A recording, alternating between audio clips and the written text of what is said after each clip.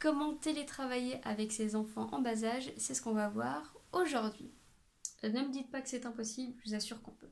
Dans cette vidéo, je vais vous donner mes conseils, mais pas que, des conseils d'une autre personne qui est Pauline Barre, qui est la fondatrice de Working Mom, que j'ai suivie en conférence la semaine dernière. Alors, comment télétravailler avec ses enfants en bas âge? C'est tout à fait possible, bien entendu. Et je voulais vous poser une question. Qu'est-ce que vous connaissez, ce sentiment de culpabilité qui est d'un côté d'avoir l'impression de ne pas travailler suffisamment, de ne pas faire tout ce que vous devriez, et d'un autre de ne pas passer suffisamment de temps avec vos enfants. Si vous connaissez ces sentiments, eh bien, moi aussi, je l'ai connu aussi. Je me disais d'un côté, mais il faut que je travaille plus, il faut que je fasse plus de choses, il faut absolument que j'arrive à mes résultats, à ce que je veux, ce qui est noté de mon planning, tout doit être fait. Et d'un autre côté, le temps que je travaille, je le passe pas avec ma fille. Mais il faut que je travaille aussi. Mais comment on fait? Donc j'ai eu ce sentiment-là. Donc j'ai trouvé une solution très très simple. Et je vais vous en parler aujourd'hui. Alors bien sûr, tout dépend aussi de l'âge de vos enfants. S'ils sont un peu plus grands, vous allez pouvoir, ils sont un petit peu plus, ils sont plus autonomes, donc vous allez pouvoir déléguer certaines choses et vous dégager peut-être un peu plus de temps. Bon, j'ai pas de grands enfants, donc je vais pas m'étendre sur ce sujet puisque je ne le connais pas.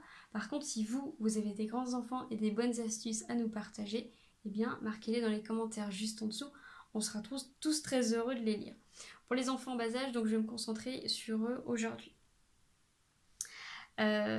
Donc, on travaillait avec ces enfants en bas âge. Bon, je me revois écrire un article avec une musique de jouets derrière moi.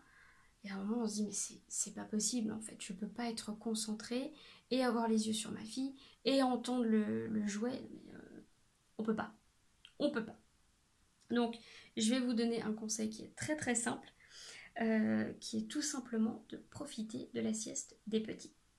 Vous allez me dire, il fallait y penser. Et oui, c'est tout simple. Mais oui, mais ça s'organise. Ça s'organise et je vais vous expliquer comment. La sieste des petits égale la concentration des grands. Comment ça se passe? Au moment où la sieste démarre, vous attaquez votre travail. Pas n'importe comment. Vous l'organisez en amont. C'est-à-dire qu'avant que la sieste démarre, vous savez ce que vous allez faire pendant ce laps de temps. Donc il faut savoir combien de temps vous avez. Alors en général, évidemment, la sieste n'est peut-être pas 1 heure ou 1 heure et demie cadrée, ça peut déborder ou pas. Bon, en général, vous savez combien de temps elle dure. Prenons 1 heure. S'il y a 1 heure de sieste, eh bien, qu'est-ce que je peux faire pendant ce laps de temps?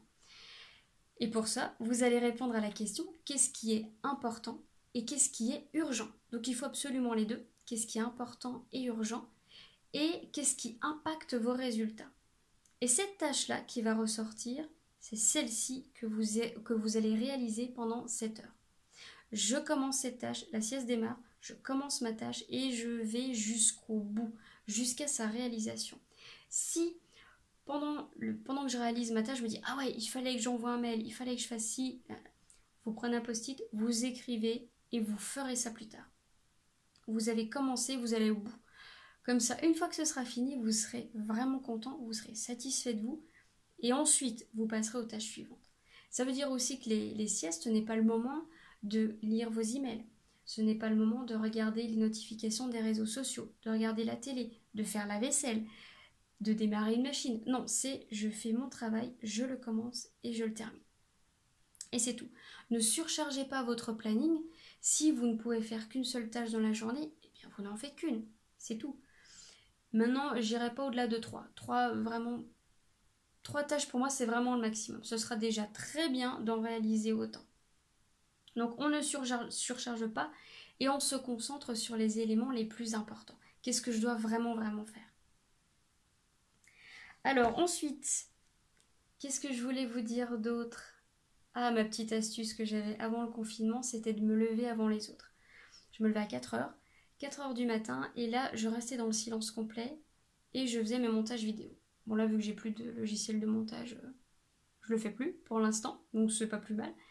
Mais voilà, c'était les moments où j'avais 5 heures. Voilà, 5 heures pendant lesquelles je travaillais non-stop sur des montages vidéo. Et là, j'avais vraiment mon moment à moi. Arrivé 9 heures, bah, tout le reste de la journée, je le passais tranquille puisque j'avais pratiquement tout plié.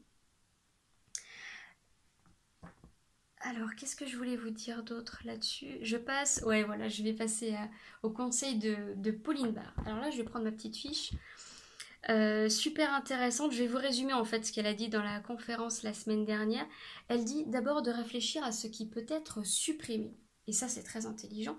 Et elle utilise la loi de Pareto qui dit 20% de vos actions entraînent 80% de résultats. Donc, bah, on va supprimer ce qui peut l'être. Qu'est-ce qui n'est pas important, qu'est-ce qui n'est pas urgent? C'est ça, et bon, on le fait pas, c'est tout.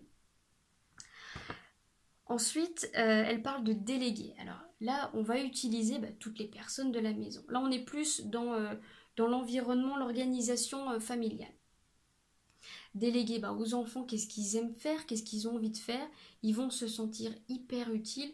Donc, déléguer à vos enfants des choses qu'ils peuvent faire. Et même chose avec le conjoint. Si vous avez décidé de travailler le matin et lui l'après-midi, c'est là où l'un et l'autre vont s'occuper des enfants. Mais déléguer, mais que chacun y trouve son compte. Et la troisième chose sur laquelle elle a insisté, c'est de planifier. Donc là, on peut utiliser un semainier et l'important, c'est de se dire qui fait quoi, à quel moment. Et la dernière astuce qu'elle nous a partagée, c'est de faire un conseil de paix. Très intéressant aussi, c'est qu'à la fin de la semaine, ou quand vous voulez, à partir du moment où c'est régulier, toutes les semaines, un conseil de paix, c'est-à-dire un bilan. Qu'est-ce qui a fonctionné cette semaine et qu'est-ce qui n'a pas fonctionné? Et puis, on améliore, on corrige et on va passer une bonne semaine. J'espère que tous ces conseils vous auront été utiles. Si vous en avez à nous partager, commentez-les juste en dessous, on sera ravis de vous lire. Et quant à moi, je vous retrouve la semaine prochaine pour de nouveaux conseils.